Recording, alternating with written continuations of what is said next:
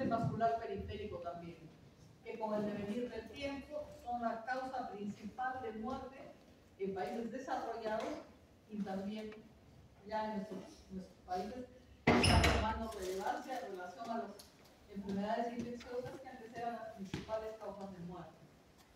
Entonces, este es un punto que debemos abordar, sobre todo que la patología pues, está incrementada, sobre todo relacionado a lo que conversamos la clase pasada, a los estilos de vida diferentes. Más sedentarismo, más incremento de peso, comida más chatarra.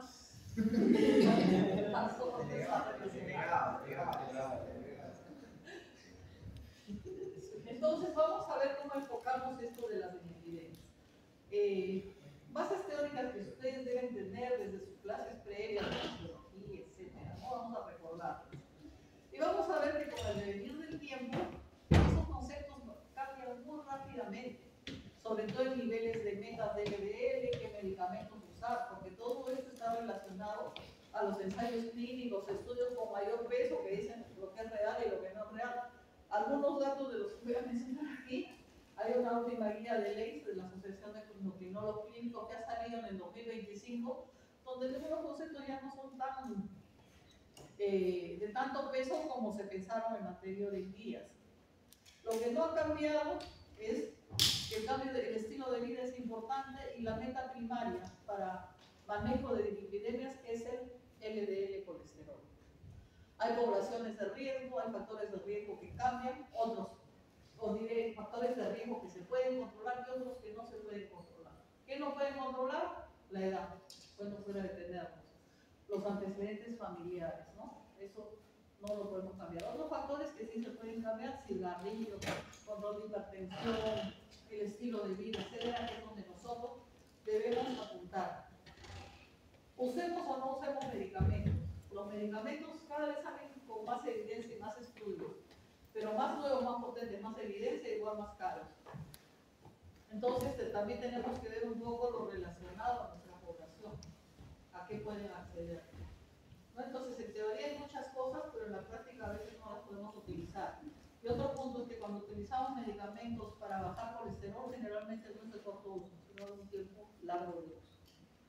Entonces, como digo, bases teóricas que ustedes ya deben tener, la composición y propiedades de las lipoproteínas. Tenemos desde los kilomicrones hasta las HDL de colesterol. En términos coloquiales, ustedes saben que HDL es conocido como el colesterol bueno, LDL como el colesterol malo, y LDL relacionado a triglicéridos como colesterol malo, pero no tan malo como el LDL. Como vemos en composición, primero en densidad, las de más alta densidad son las HDL, por eso se llama LDL de alta densidad, y el LDL de baja densidad.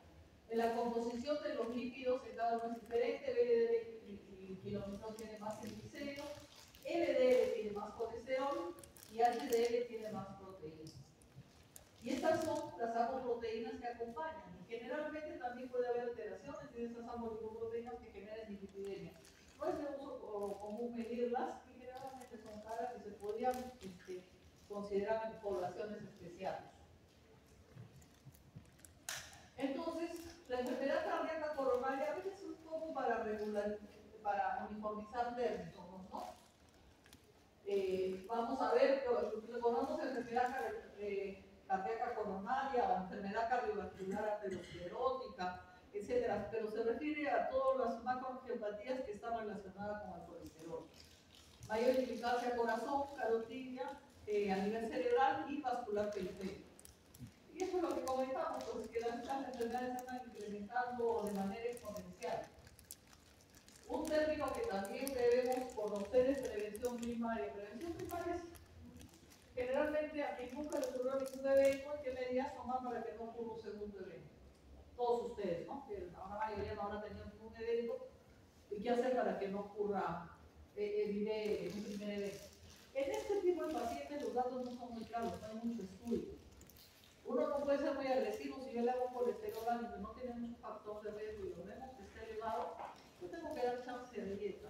salvo que haya una dislipidemia primaria, que papá haya fallecido temprano, que los abuelos, que todos fallecen temprano de enfermedades cardiovasculares. Es una población que la tengo que estudiar. Pero sí es la población que cada vez vemos más, jóvenes, sedentarios, que comen chatarra, que están subidos de peso y no colesterol alto, de frente no le voy a dar glutamina, no. Yo tengo que apuntar a cambio de estilo de vida. Como le digo, los estudios hablan mucho sobre evitar y la intervención farmacológica si evita un problema cardiovascular o evita mortalidad. Cuando hay prevención secundaria, daño, diabetes, sí hay evidencia, pero en prevención primaria no son muy claros del beneficio de los medicamentos.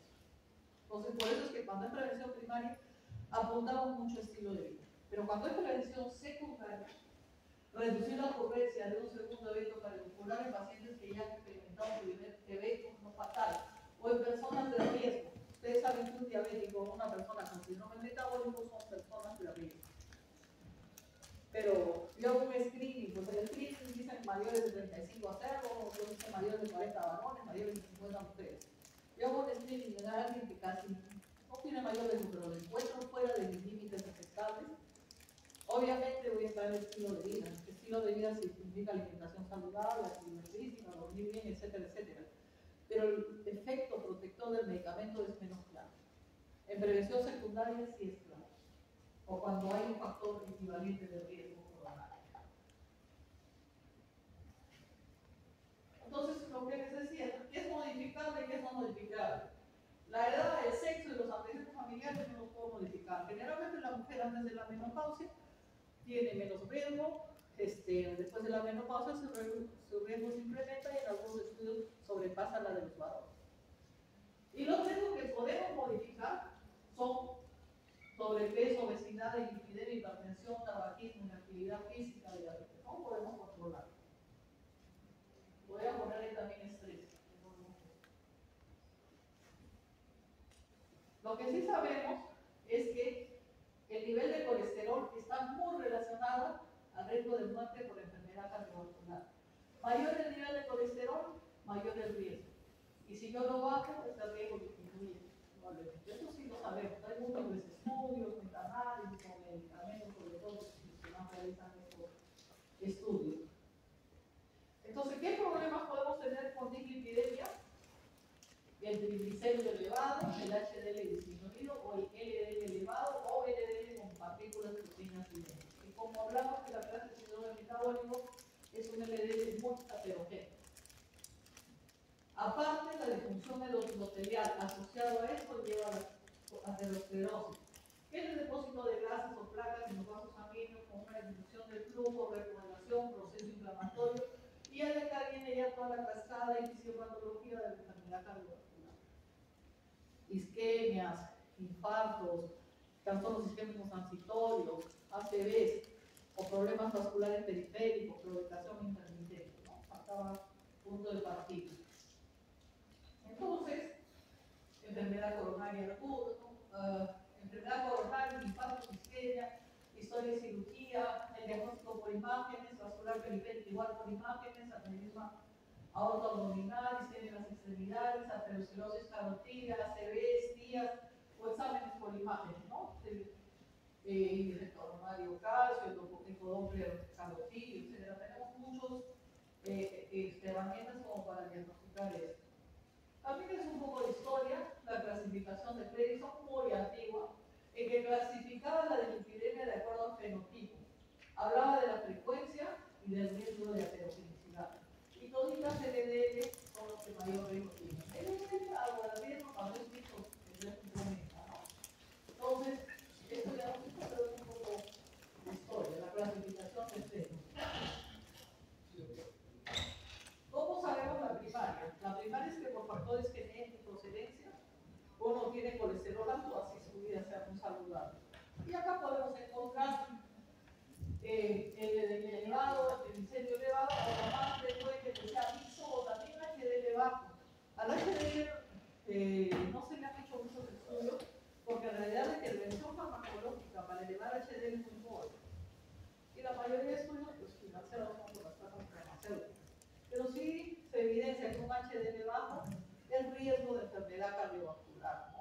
colesterol. Y esto puede ser primario, sí puede ser primario. Felizmente las hipercolesterolemia familiares homocigóticas no son frecuentes, pero se pueden dar. También las secundarias que son frecuentes, estados patológicos, una diabetes descompensada generalmente va como, pueden haber leído triglicéridos elevados, el elevado, el hipotiroidismo. Si yo tengo un hipotiroideo sin tratamiento y luego un perfil lipídico va a estar todo alterado. Yo controlo ese hipotiroidismo con su levotiroxina y los lípidos van a ir a lo real, o sea que van a bajar. Síndrome de Cushing, síndrome nefrótico, insuficiencia renal. O sea, hay varias enfermedades que cuando uno evalúa a un paciente y ve lípidos altos las tiene que tener en cuenta. Obesidad, alcohol, estrés. Y hay muchos medicamentos. Uno de los más frecuentes es los corticoides, que los toman por cualquier cosa a veces, pero cuando no es profesional, generalmente pues tiene que ver efectos colaterales y no darlos por mucho tiempo si es que se puede. Hay varios, los anticonceptivos orales, generan fértil, eleva triglicéridos, etcétera. Tratamientos para el VIH, ciclosporina, etcétera. Varios medicamentos que también uno tiene que tener en cuenta qué papel tiene en el incremento de los lípidos, de las lipoproteínas. Entonces, las primarias, como mencioné, puede haber alteración en LDL, triglicéridos, HDL o estados mixtos. Esto lo vamos a pasar para que conozcan ustedes porque de repente no van a tener más chance posteriormente de verlo. Dislipidemias primarias, o sea, por factores genéticos, herencia. Papá falleció de un mismo temprano, igual el abuelo, el tío, qué sé yo. Yo tengo que sospechar de una primaria y pueden ser de varios tipos. Hay una eliminación disminuida del LDL, estas relacionadas a los trastornos del metabolismo de las LDL colesterol. Su eliminación está disminuida, su producción aumentada, u otros, ¿no? La hipercolesterolemia poligénica, que es generalmente la que más vemos. Pero cuando tenemos una hipercolesterolemia familiar con LDL disminuido y que sea homocigótico, podemos encontrar LDL de 300 o 400 en personas jóvenes. Inclusive pueden ver ustedes las manifestaciones clínicas de dislipidemia en piel, como vamos a ver algunas fotos. Hay varios nombres, pero siempre tenemos en cuenta el aumento de la producción de LDL, etc. Estudios, porque a veces uno no es muy detallista para el hacerlo. También tenemos con triglicéridos. Si su eliminación está disminuida, si su producción es anormal, o si las dos actividades están presentes, eliminación disminuida y producción incrementada, y otros. O sea, tenemos varias entidades primarias en las que el metabolismo de triglicéridos está alterado. Ustedes habrán visto de repente algún paciente o familiar, tengo triglicéridos altos, siempre vuelvo, yo me cuido un montón. No como carbohidratos, no tomo alcohol, estoy delgado, pero todos en mi familia tienen triglicéridos altos. Probablemente hay algo de esto. También con HDL. Hay síndromes familiares con déficit de HDL. Ustedes saben que el HDL normal en una mujer es más de 50 y en el varón es más de 40. Hay gente que lo tiene bajísimo y haga lo que haga, no le sube. Como les dije, no hay muchos estudios clínicos en HDL porque de verdad ya han demostrado los medicamentos poca potencia en el HDL. Algunos dicen, hace ejercicio, deja el cigarro, baja de peso, algo subir. Pero familias que tienen HDL bajo y no le suben por nada. Tratar de controlar estos factores externos y ver qué tanto se lo puede subir porque el HDL es protección. Y acá hay varias entidades, hipoproteinemia, la hipoproteína 1, enfermedad de la piel, etc. Como digo, hay muchas que ustedes pueden revisar. Entonces, clínicamente, ¿cómo a veces yo puedo evidenciar que un paciente podría tener una dislipidemia? Han oído de los antelasmas, ¿no? Ven esta placa amarillenta. ¿De dónde se va el paciente? No va al endocrino, o se va al cirujano plástico o al dermatólogo, ¿no? Que me ha salido ahí un grano. Entonces, hoy es una biopsia y la biopsia es una placa grasa. Ya sea los lípidos están súper alterados. Acá también muestro la foto de esas antelasmas en los dos párpados. Cuando alguien examine un paciente, vean esto, a ver si le sugiere algo. sarcoma, ¿no? A nivel del codo. Diferentes formas. A alguien le sale esto y pues corriendo del dermatólogo que me ha salido. Un molusco contagioso, no sé. Como le digo, a veces los dermatólogos opinan los lípidos o le hacen la biopsia y de ahí están partiendo con nosotros. Esto ya son formas más graves, ¿no? Una citoplasia pilar primaria que producen estas lesiones en las manos. Igual a nivel de los glúteos. También esta es una palma de mano, con las líneas de la mano, ¿no? Estas son las planas, están amarillas, que parecen sucias, ¿no? De manera diferente. ¿Qué pueden ser confundidas con cualquier entidad dermatológica? Lo bueno es que esto, después que se bajaron los lípidos con tratamiento, desaparece. Ya no se queda permanente, salvo que sean extremadamente grandes. Esos a veces apodan su dedo, ¿no? Nosotros vimos un paciente que tenía en la mano todas estas lesiones. Obviamente le hicieron su biopsia y salió grasa y tenía un LDL altísimo. Era un primario. Entonces, de manera general, ustedes pueden encontrar de repente en la bibliografía que les han recomendado a quién hacer un perfil de colesterol. Ustedes van a decir, a mí no le hago, ¿qué voy a hacer? O a un adulto, ¿a qué edad? Las guías o los parámetros son generalidades, pero ustedes deben individualizar su manejo con el paciente. Si la guía me dice, pero yo pienso otra cosa, pues soy médico, soy formado, yo hago lo que pienso, la guía me orienta, pero no es 100% lo que va a decidir su acción. Acá se habla, por ejemplo, para pensar en una epidemia primaria, seleccionar niños y adolescentes cuyos padres o abuelos tengan diagnóstico de enfermedad arterial arteriosclerótica documentada antes de los 55 años, para hacer a estas edades tempranas de despistar. Antecedentes de infarto al miocardio, angina, pectoris, accidente cerebrovascular, vascular periférica o enfermedad súbita de padres o abuelos antes de los 55 años. Un antecedente de colesterol elevado en uno de los padres que no baja a pesar de cambio de estilo de vida, etc., ¿no? O los pacientes en los que no se obtienen antecedentes familiares. Debería hacerse.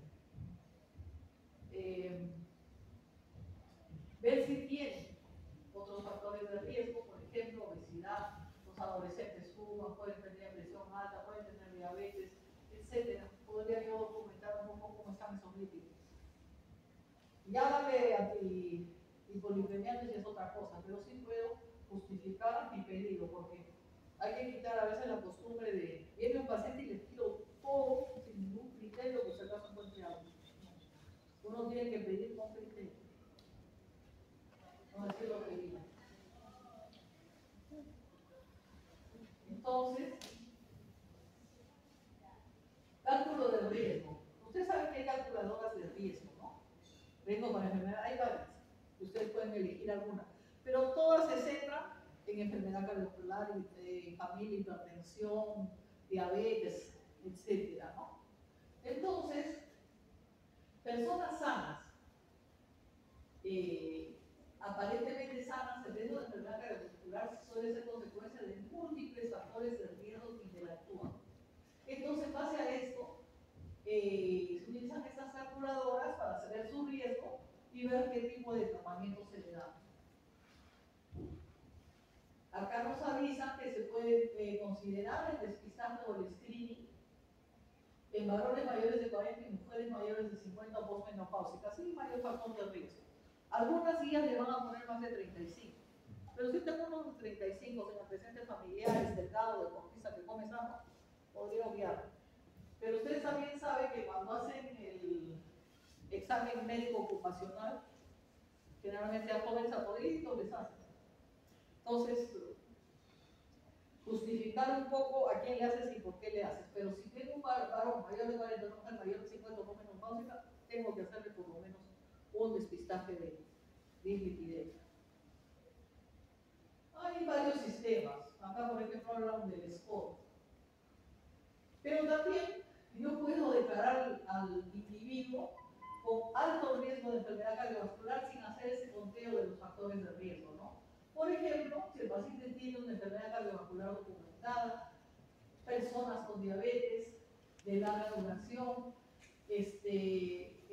la hipercolesterolemia familiar, la enfermedad renal crónica, las placas carotídeas o femorales, un índice de calcio coronario mayor de 100 o elevación de LPA, eso no lo voy a calcular riesgo, ¿no? Ellos ya tienen resguardo de por sí, ya tiene la manifestación clínica de la diabetes evidente. Bueno, todos, como le digo, son de riesgo lo dan aproximado y se pueden mejorar los factores de riesgo, por lo menos actuando en alguno de ellos, que puedan ser importantes controlados. Entonces, si yo tengo una persona con extremado alto riesgo por la presencia de estas enfermedades, ya el calculador no va a estar ahí, y es de riesgo y tengo que manejarlo como tal.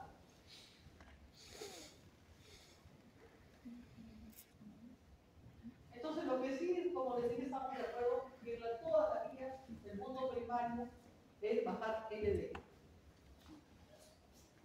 El HDL bajo, los triglicéridos elevados son un rasgo secundario. Esto ver también situaciones específicas, por ejemplo, diabetes, síndrome metabólico. Pequeñas diferencias en las diferentes guías, ¿no? El nivel blanco, el umbral de tratamiento de poblaciones específicas, estrategias de manejo terapéutico, escalas de riesgo alternativas, ¿no? Pero la mayoría considera el LDL de primera acción, equivalente al riesgo a algunas patologías, y ir hacia donde lo controlamos al paciente. ¿Cómo puedo calcular el riesgo cardiovascular? Por ejemplo, este sistema de Table Score, por ahí hay algo de cómo funciona, va a calcular el riesgo cardiovascular total de adultos asintomáticos mayores de 40 años sin evidencia de enfermedad cardiovascular, diabetes, enfermedad renal crónica, hipercolesterolemia familiar o un LDL mayor de 190, ¿no? Clase 1, nivel de evidencia 0. Entonces, estos individuos sin estas patologías pueden utilizar este score y ver qué riesgo tienen.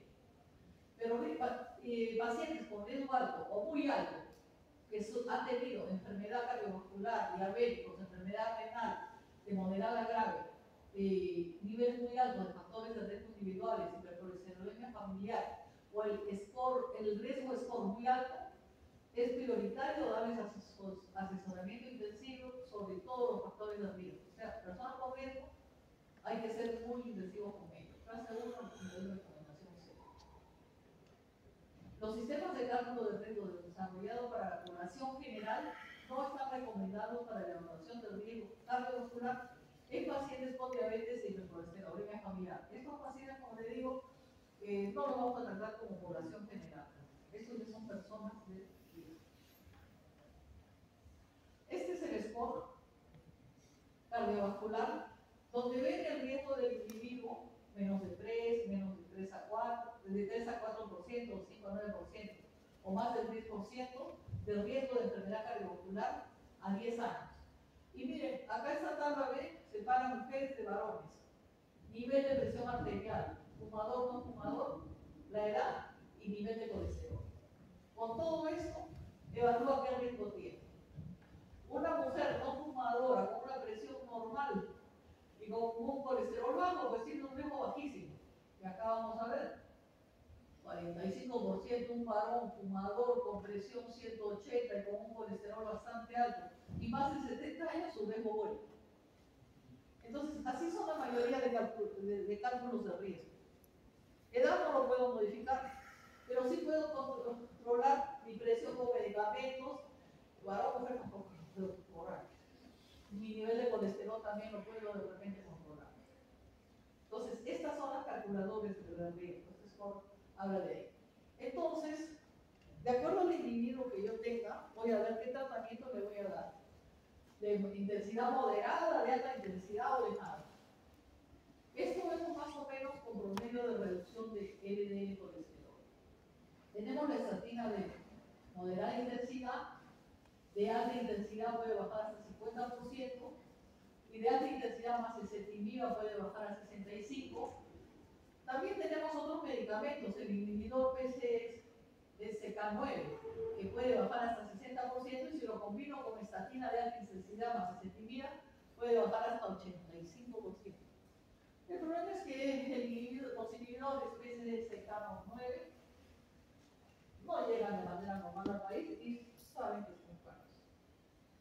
En los países más desarrollados, Estados Unidos, Europa, los cubren seguro, pero acá, difícil. Entonces es un poco algoritmo para quienes yo voy a utilizar esto.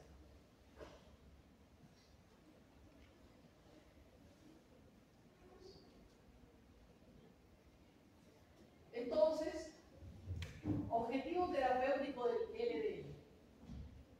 Baja intensidad, menos de 116. ¿Qué han hecho su colesterol? Deberían tenerlo menos de 116 si son sanísimos, si no tienen riesgo. Riesgo moderado, menos de 100.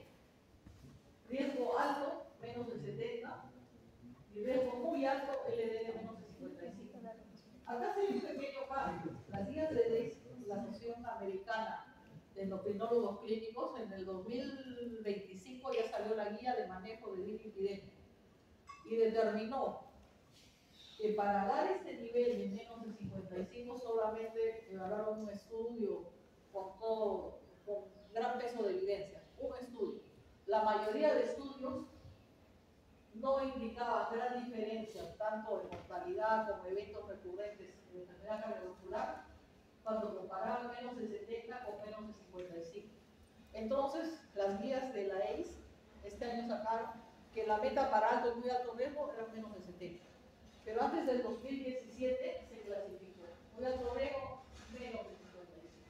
Ahorita vamos a ver quién es riesgo bajo, que son la mayoría de ustedes, riesgo moderado, alto y muy alto. Y esta es mi meta de LDL.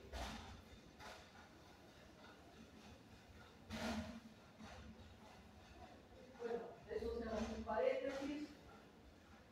Las personas con enfermedad cardiovascular confirmada están en muy alto riesgo. Yo no voy a hacer más personas que han tenido infarto silente, isquemia miocardia, angina estable o tener algún procedimiento de revascularización coronaria. Son personas de muy alto riesgo.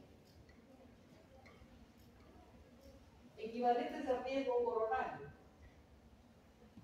Acá tenemos diabetes tipo 2, con daño de órganos con 3 factores de riesgo, diabetes tipo 1, más de 20 años de duración, o enfermedad renal grave con una tasa de filtración menor de 30.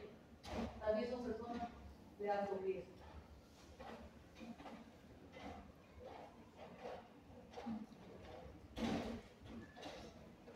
Como les decía, diabetes y síndrome metabólico. Son personas de alto riesgo. Que el síndrome metabólico sea más fácil de manejar, en teoría, mejorando el estilo de vida, puede dar, ¿no? A diferencia de alguien que ha tenido clima o ya tiene revascularización coronaria. Entonces, esto es lo que, con el tiro 2017 hablamos, riesgo moderado. Vimos la estimación del score menos de 1%. Acá dijimos mujer, joven, sin hipertensión, sin nada, es un menos de 1% de riesgo de enfermedad cardiovascular a 5 años, en 12 meses, generalmente es uno de vida. Si su colesterol está alto, no es hipertenso, no es fumador, etc., bueno, cambia el estilo de vida, porque de repente es una persona que va a Kentucky, McDonald's, no hago propaganda porque no tiene tiempo de comer en su casa, es sedentario, todo eso, tenemos que cambiar eso, porque a futuro no le da muy bien. Moderado riesgo. Si tengo un individuo joven, diabético tipo 1, menor de 35 años, un diabético tipo 2, menor de 50, con una duración de diabetes menos de 10 años, sin otros factores de riesgo, mi riesgo es moderado y mi score es, el score es entre 1 al 5%. Riesgo alto. Primero, colesterol total muy elevado, 310, LDL más de 190 y presión alterada. Los que tienen hipercolesterolemia familiar sin otros factores de riesgo, pacientes diabéticos sin daños de órgano blanco, más de 10 años de duración, u otro factor de riesgo adicional. Enfermedad renal crónica moderada con una tasa de filtración glomerular entre 30 a 59 y la estimación del score entre 5 al 10%. Y acá está el muy alto. El muy alto ya es con enfermedad cardiovascular arteriosclerótica ya documentada y establecida, o revascularización de diferentes modalidades, o accidentes cerebrovasculares o TIAs, ¿no? O sea, ya la evidencia de enfermedad cardiovascular.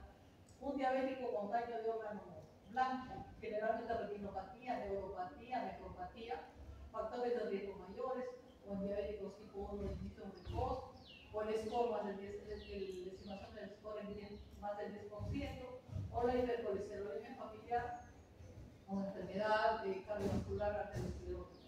Esto nos ponía en riesgo muy alto, ¿verdad? Si lo vemos con esto, pues es diferente, pero como les digo, en el 2025 indicaron que la meta de LDL en estos pacientes, entre ser menos de 55 y menos de 70, ya no hay mucha diferencia. Pero hasta el 2017 sí planteaban el menos de 55.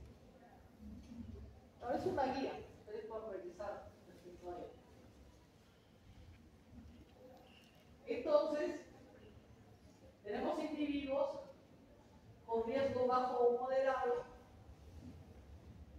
modificación del riesgo, pruebas imágenes, generalmente no.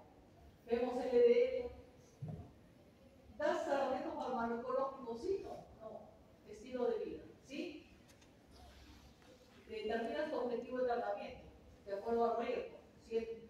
115, 100, 70. Puedes dar objetivos de alta intensidad, si alcanzas el objetivo de LDL queda ahí, si no añades ezetimiba. Si se alcanza el objetivo de LDL queda ahí, si no, das un inhibidor de la PCSK9.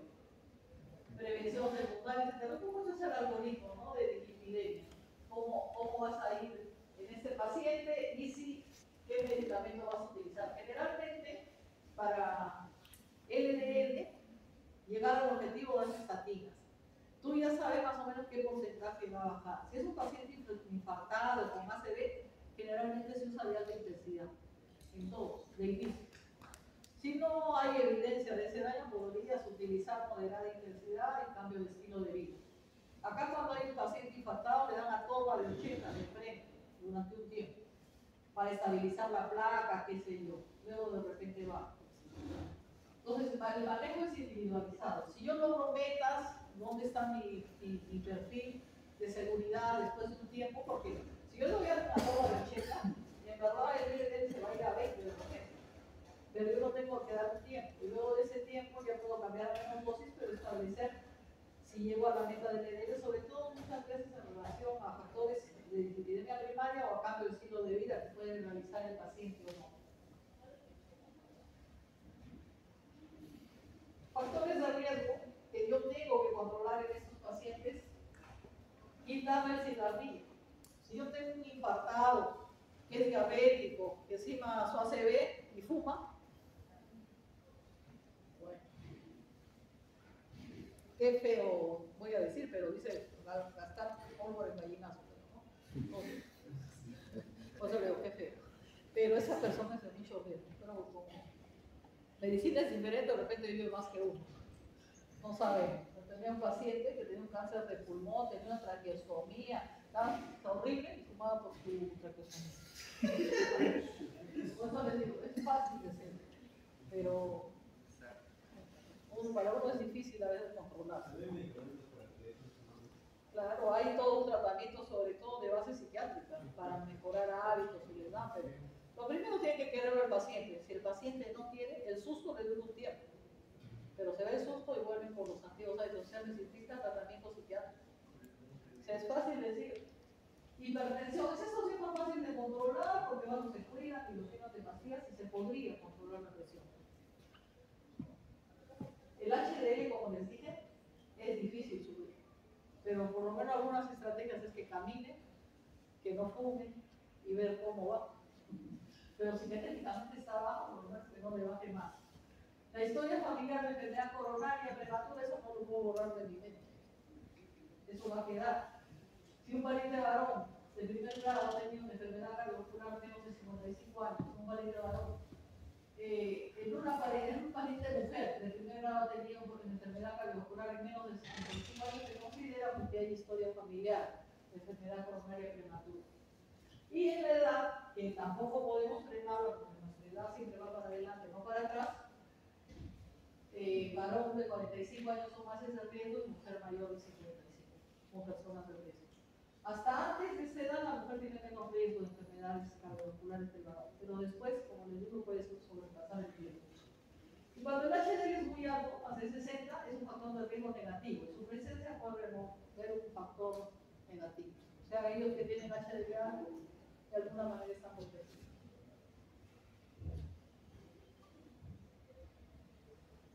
Como hablamos de los equivalentes de riesgo, de enfermedad aterosclerótica, enfermedad arterial periférica, aneurisma aortoabdominal, enfermedad arterial cardiovascular sintomática. Luego la diabetes y otros factores de riesgo que dan un puntaje alto para la enfermedad cardiovascular a 10 años.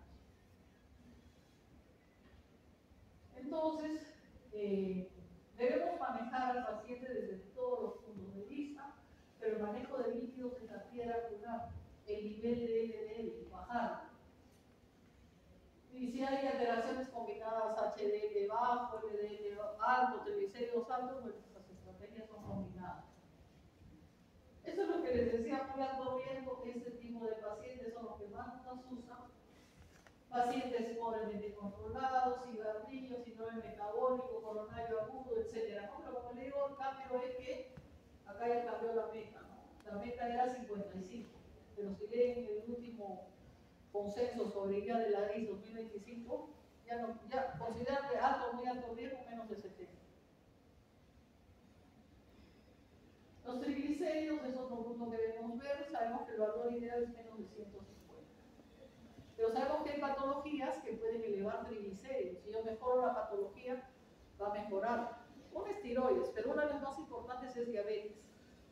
Cuando hay un diabético mal controlado que viene y su glucosa está que vuela, la glucosilada que vuela, los triglicéridos elevados, yo sé que el riesgo cardiovascular en él va a estar incrementado, pero mi manejo inicial va a ser con estatina, porque si la estatina no baja mucho triglicéridos, mejor están los fibratos. Pero una vez que mejora la diabetes, el triglicérido baja. Y el LDL con la estatina va a mejorar. No sé si ustedes tuvieron oportunidad de ver acá una niña que entró con cetoacidosis diabética, diabetes tipo 1 y vino con 4.000 de triglicéridos. Ustedes saben que el valor normal es 150. Y esa niña, solo saliendo de la cetoacidosis, controlando la glucosa, etcétera, bajó los triglicéridos a menos de 400. Casi sin medicación, porque estamos relacionados a lo que es azúcar. Si supimos lo del síndrome metabólico, lo cambiamos. Acá, digamos, hacer hincapié en que la ApoB100 es la apoproteína que se une al LDL y en algunas situaciones especiales de dislipidemia, sobre todo cuando vemos una enfermedad cardiovascular de muy alto riesgo, podríamos medirla. No es un hábito habitual medirla porque es bastante cara y nos hace mucho sitio. También, bueno, LDL es el banco principal de tratamiento, ya lo dijimos, y que bajar el colesterol, hay evidencia sólida que disminuye el riesgo de enfermedades cardiovasculares. Acá hubo un paréntesis solamente del HDL. Como le digo, hay menos estudios respecto al HDL. En la grasa buena tiene apoproteínas importantes, es la que protege, etcétera, ¿no? Hay varias subpoblaciones, tipos, y está relacionada inversamente al riesgo cardiovascular. Valor óptimo en varón, más de 40, y en mujer, más de 50. Esta es una diapositiva bastante antigua, pero digamos una cosa que encontré con HDL. Que habla, por ejemplo, un HDL bajo que es un predictor independiente del riesgo de enfermedad cardiovascular, incluso cuando el LDL está en un nivel bajo. Por ejemplo, yo tengo un HDL bajo, 25, como les digo, de ser más de 40 en varón, y el LDL en 100, mira, mi riesgo de enfermedad cardiovascular se duplica solo por tener el HDL bajo.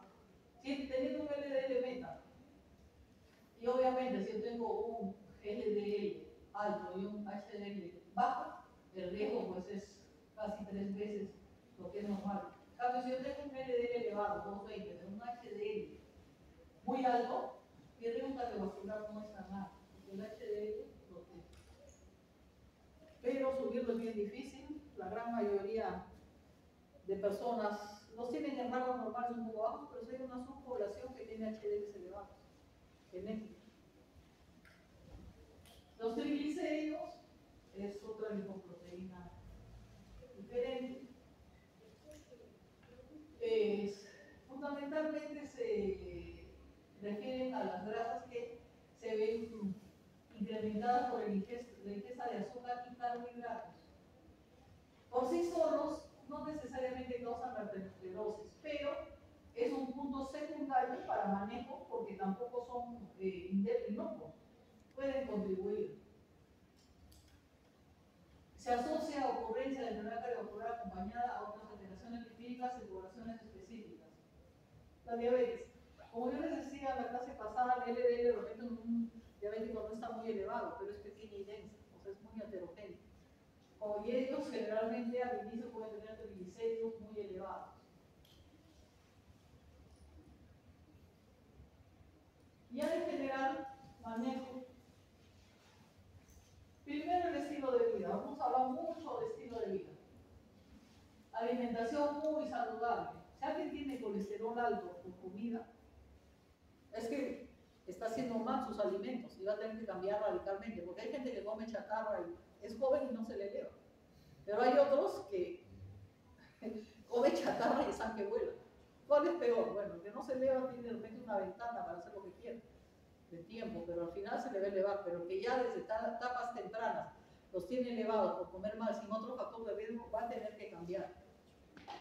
Entonces, nosotros utilizamos estas dietas, por ejemplo, los STEP que daban en el Programa Nacional para la Educación del Colesterol de Estados Unidos, en que hablaba que las grasas saturadas deben ser menos del 7% del total de calorías. ¿Cuáles son esas grasas saturadas? De origen animal y en toda la comida chatarra que comemos, ¿no? En todas las frituras, embutidos, vísceras, pellejos, mantequillas, eso está en las grasas saturadas. Entonces eso lo tenemos que eliminar al máximo. Y el colesterol dietal, ustedes han visto que algunos alimentos tienen colesterol, debe ser menos de 200 miligramos por unidad. Algunos esquemas para bajar el LDL ya es con plantas, con fibras, etc., ¿no? Reducir el peso y aumentar la actividad física. Fácil decirlo, pero es lo que menos cumple. ¿Quién de ustedes hace eso?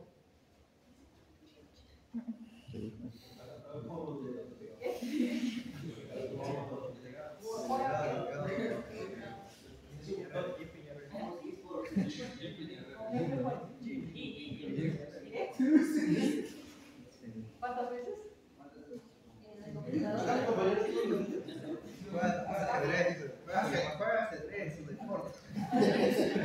Las neuronas ustedes ya las tienen bien ejercitadas, pero con el músculo. Eso sí está bien.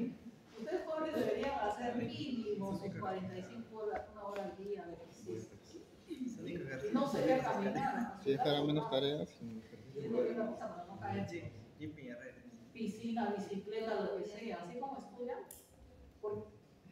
El problema es que los hábitos se generan. Y si uno no genera hábitos, ustedes creen que cuando sean médicos, un montón de trabajos, entonces su escritorio les va a salir la ganas de hacer ejercicio cuando tengan el infarto nomás, pero antes no.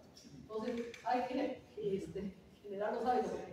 Con el tiempo, con la edad, es peor hacer el ejercicio. Doctora, cuando yo hago ejercicio, yo siento que bajo mi rendimiento académico. No, de verdad, doctora, cuando siento que llego cansado y cuando leo me quedo dormido. No, pero de repente me puedo concentrar bien. No está acostumbrado mucho a hacer ejercicio y empieza, pues le duele todo, se cansa todo, pero una vez que uno lo introduce como un hábito, sin su ejercicio no va a poder estar, van a notar que le falta, y de repente ir a alguien preparador físico que le vaya haciendo ejercicio poco a poco. Doctora, y por ejemplo para los exámenes, yo tengo la costumbre para aguantar, ¿no? la noche, hasta las 3, 4 de la mañana a veces. Me compro pollo broster, gaseosa Inca Kola, y solo así puedo aguantar. Pero eso está mal. Está mal, pues, pero ¿qué me queda, pues, doctora? Así? Yo, para Así que tengo que terminar de leer todo, pues. No lo dejes tomar a una hora, lea poco a poco, porque está matando la salud.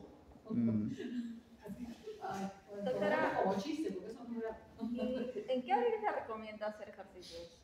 En He el escuchado rato que que es en la pueda. mañana. En el rato que pueda. Quizás una persona mayor con riesgo le diría no en horarios de la mañana, que hay más cortisol y más riesgo de un infarto. Pero yo, por ejemplo, a mis pacientes, ¿y qué hora? Temprano, pues antes de ir a trabajar, no puedo porque me levanto tarde, no, a la hora que usted puede. Uno debe ver su vida, sus actividades y decir a esta hora.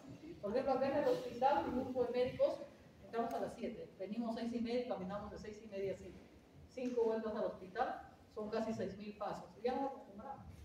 O sea, luego trabajan más a otro lado, qué sé yo, y se te pasa el tiempo. Entonces ustedes, para eso tienen que tener un poco de disciplina. Al comienzo cuesta, duele, es mejor que con el frío estar echado ahí tapadito, no salir. Pero a futuro, generar un hábito, se va a sentir mejor. Y ahora que usted puede.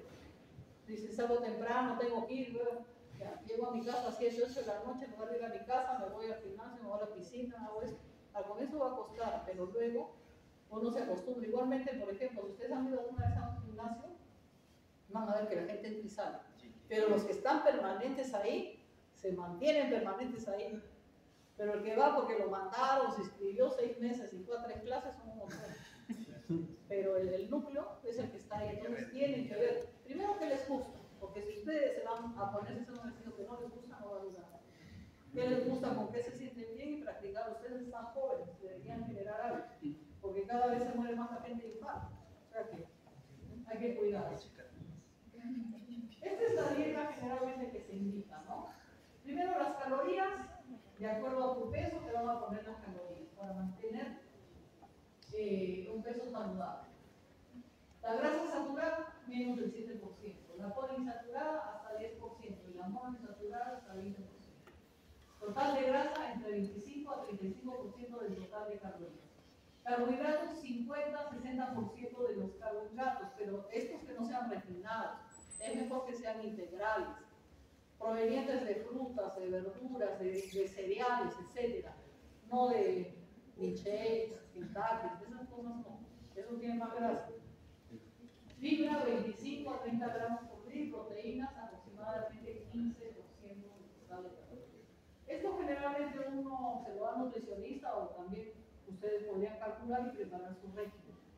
Cuando uno entra en un régimen por obesidad, quiere decir comer todo. Deja proteína y entra sarcopenia. Tiene que tener su buena cantidad de proteína, sus carbohidratos de buena calidad, su grasa monoinsaturada, su ejercicio, y van bien. El problema es mantenerlo, luego se aburre. Bueno, esto sí, ¿por qué se le da un triglicéridos? Ya dijimos, obesidad, inactividad física, alcohol. Ay, pero fumar está de más. Las dietas ricas en carbohidratos. Diversas enfermedades convencionadas, algunas drogas, corticoides y alteraciones primarias o genéticas. Entonces, nuestro primer blanco es el LDL de colesterol. El blanco secundario es el no HDL. El no HDL es cuando el triglicérido está elevado. Y el colesterol no HDL viene a ser el colesterol total menos el HDL. Ese es el no HDL. Y generalmente es el que mezcla, el que uno calcula cuando el triglicérido esté elevado, ¿no? O puede ver el nivel de triglicérido, menos de 150 al día. Generalmente, el no HDL le suman 30 a su meta de LDL y es la meta que deberían tener para el no HDL. O sea que si mi meta de LDL es menos de 110, el no HDL debería ser menos de 140. Y acá ya hablamos de algunos medicamentos, las más conocidas, las estatinas, que de acuerdo a la estatina reduce el nivel de LDL colesterol de manera importante hasta 55%. El triglicérido también lo baja, pero no de manera muy importante. Y algunos dicen que elevan HDL, pero en verdad elevamos un poco, están exagerando los valores. ¿Cuáles son los efectos colaterales y que a veces nos impiden su uso? La miopatía, mialgias, calambres, dolores, adormecimientos, que en verdad a veces los hacen intolerables su uso, a veces es un poco más tolerable. Contraindicación, a veces pues venimos CPK está muy alto, pero no es frecuente felizmente que ocurra la alteración muscular. Y hay que ver hígado, ¿no? Porque una enfermedad hepática que eleve enzimas hepáticas hepática sea T, habría que considerar este medicamento de repente no darlo. Entonces, pero es el de mayor uso. Acá tenemos la atorvastatina, que es muy barata. Generalmente usamos moderada intensidad 20 miligramos o alta intensidad 40 o 80 miligramos. Rosuvastatina es una de las estatinas más potentes, pero no la tenemos acá y es un poco cara. Estos son los rangos de dosis. Son algunas estatinas, esta es la que más se usa, que es 80, la de atorvastatina. ¿Qué porcentaje baja? Mire, 10 miligramos de rosuvastatina puede bajar hasta 45%. Tenemos la torva menos, creo que tenemos esto 39 debe ser. Muchas veces a esas estatinas, cuando no logramos metas, le asociamos que se inhibe 10 miligramos y potenciamos el nivel de reducción de LDL. El problema es que se inhiba no hay en el hospital y es un poco caro. Los beneficios demostrados en los estudios de gran peso han demostrado que reducen eventos coronarios, reducen mortalidad, procedimientos coronarios, ACV y la mortalidad total. Esto está demostrado, por eso es que se usa.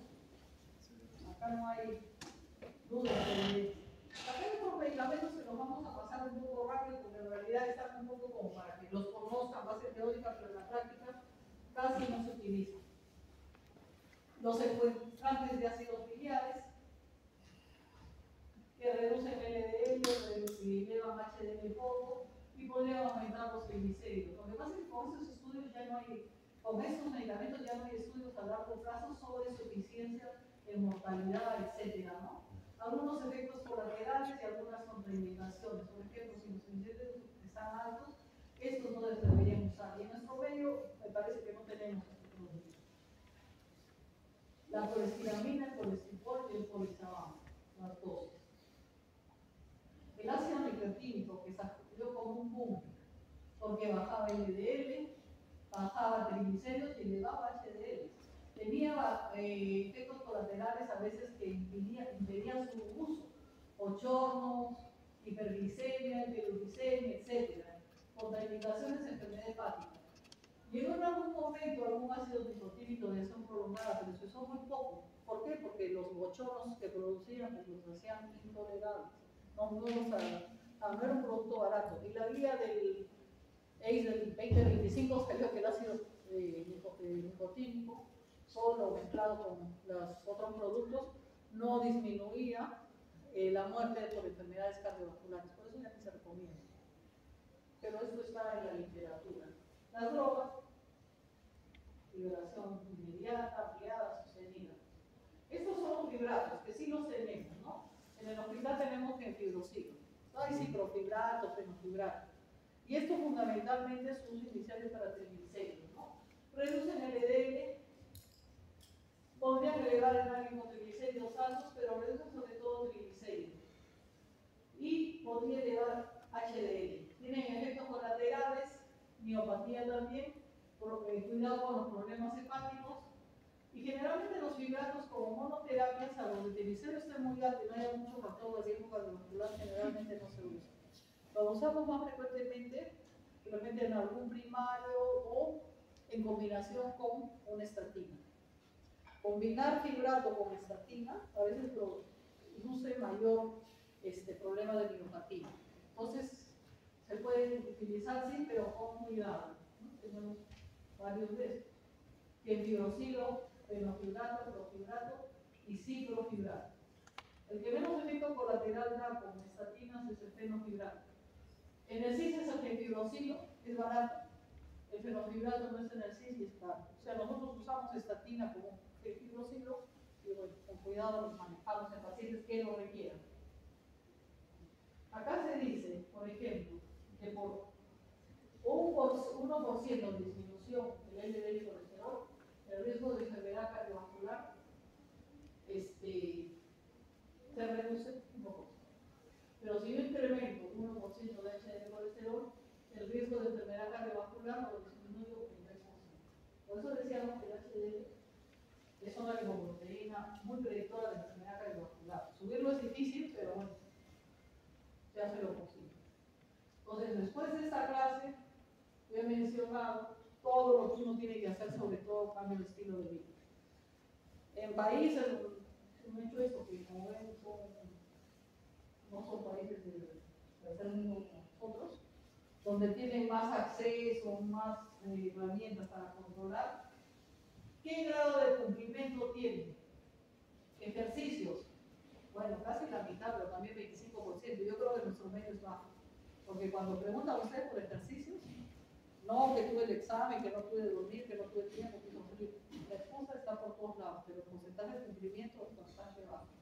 Dejar de fumar, como comentamos, es bajo, salvo que tenga un tratamiento especial, psicológico y que el paciente quiera.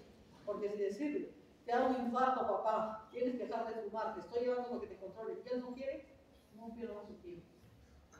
El peso, 30% puede bajar y mantenerlo por un año. Y les dan los medicamentos gratis, qué sé yo, 50% cumple. O sea que el cumplimiento no es bueno. Acá deberíamos ahondar más. Que cuando sea gratis, sí, son seguros, si no mantienes esto, pero vas a tener que pagar para que se cumpliera de un poco más. También ustedes han visto mucho que hablan, pues, usa vitamina C, el omega 3, el ajo, la proteína, etc.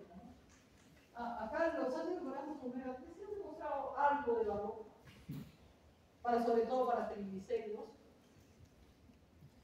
Cuando son triglicéridos menos de 50, estos ácidos pentanoicos, hexapentanoicos, etcétera, que no hay acá y son caros, ayudan para adicionar una estatina que los triglicéridos son poco altos, ¿no? Y son grasos omega 3 que provienen del pescado. Entonces, podría ser útil. Y otra cosa más, la fibra. Error modesto, pero dice, uy, son con mi vitamina C, esas inyecciones de vitamina C que me pongo. O el ajo, qué rico el ajo, no hay mayor error. O la soya. No les fibra alguna terapia, no alguno lo sugería. Entonces, en realidad, esto es un poco de lo relacionado a la evidencia que existe, ¿no? Entonces, Mark Twain, siglo antepasado, pasado, el único camino que tienes para mantenerte saludable es comer lo que no te gusta, tomar lo que no quieres y hacer lo que te sentirías no hacer. Es un poco la gente pues, que tiene un estilo de vida que es poco saludable, ¿no? Eso ya se sabe desde siglos. El humano no ha cambiado, las enfermedades empeoran. Hemos controlado más las enfermedades infecto-contagiosas en las que algunos cambios se hacen, pero este tipo de enfermedades metabólicas, cardiovasculares, diabetes, etcétera, están en incremento. Esa sería la última diapositiva. No sé si tienen alguna pregunta, comentario.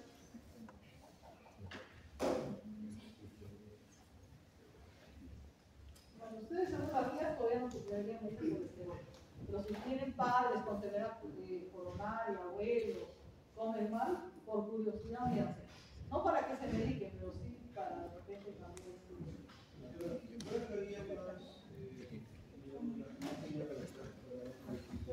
Hay varios. Yo la última que hemos visto nosotros sobre nuestro tratamiento es la última de ley. Ya salió en el ley de 25, la presión de los que no los pido. Fíjate, cardiología es un montón. Cardiología es un tema que compartimos con los cardiólogos. También es la pero toditos LDL de una nivel. Un LDL en persona con riesgo menos de 100. Y personas sin riesgo antes decía 130, pero ya nos bajaron a 100. Como les digo, el menos de 70 era antes, pero había menos de 55. Y ya menos de 55 salió. Más o menos, y quizás puede cambiar un poco en las estrategias a qué medicamentos usar, qué dosis usar. Pero nadie ha cambiado. El punto primario es LDL, el manejo primario es estatina. Y lo primero que tiene que ver qué tipo de persona es, qué riesgo tiene. Es una persona de riesgo de ser muy agresiva. Entonces cambia un poquito respecto a esos ejemplos.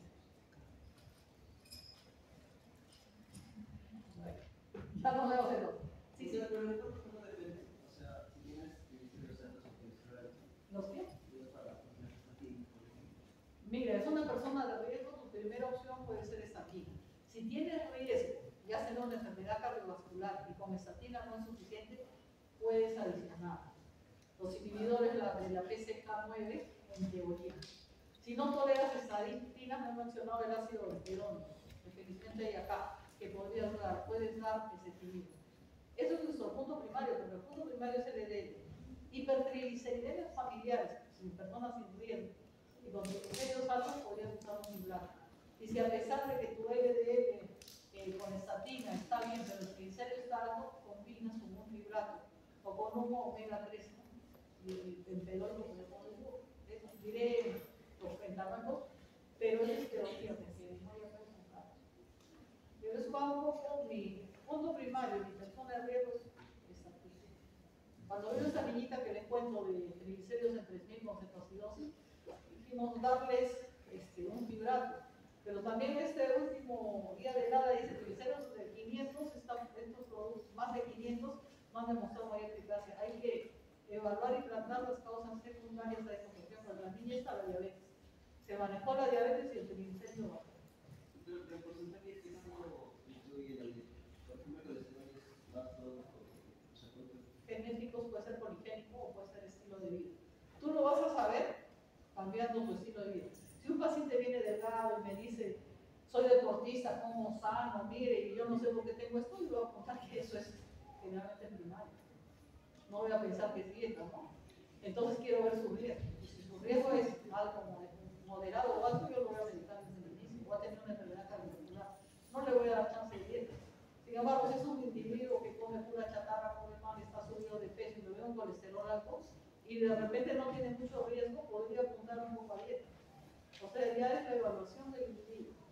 Y también es gente que come mal y que de repente todo su control después de un año no ha bajado nada porque sigue comiendo más, ya lo medicas. Pero le podrías dar un chance. Pero hay gente acá, colegas que dicen, este es de mi fantasma, mejor medícalo. Ya te ahorras, cositas son tardías, qué sé yo. Pero el riesgo siempre es con el score. Hay varias mediciones, pero las grandes mediciones te miden edad, cigarrillo, sexo, hipertensión, nivel de LDL, algunos antecedentes familiares, etc. Entonces, con esos scores, que ustedes pueden de repente ver las calculadoras, ves qué puntaje tiene. Pero si la persona ya ha tenido una enfermedad cardiovascular, ha sido revascularizado, es un diabético de largo tiempo, es una persona en riesgo. Si tiene daño renal, si ha tenido, por ejemplo, un pie diabético, ya tengo problema vascular ahí. De repente una toma de 40 con él se la doy.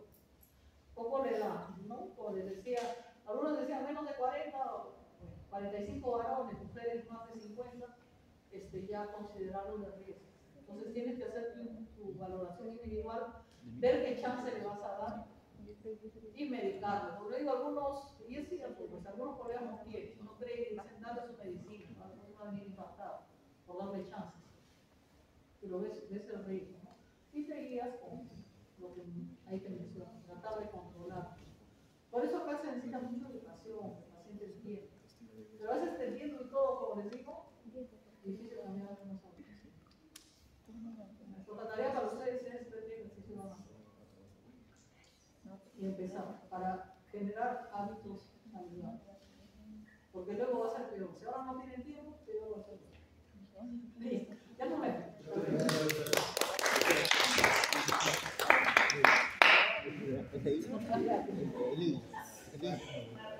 ¿Vas a ir o no? No, sí o no. Oye, hay que decir que tengo una clase, mano. Hay que decir que tengo clase. Oye, que el examen, no. Revisa el examen, ¿no? Escúchame, te digo.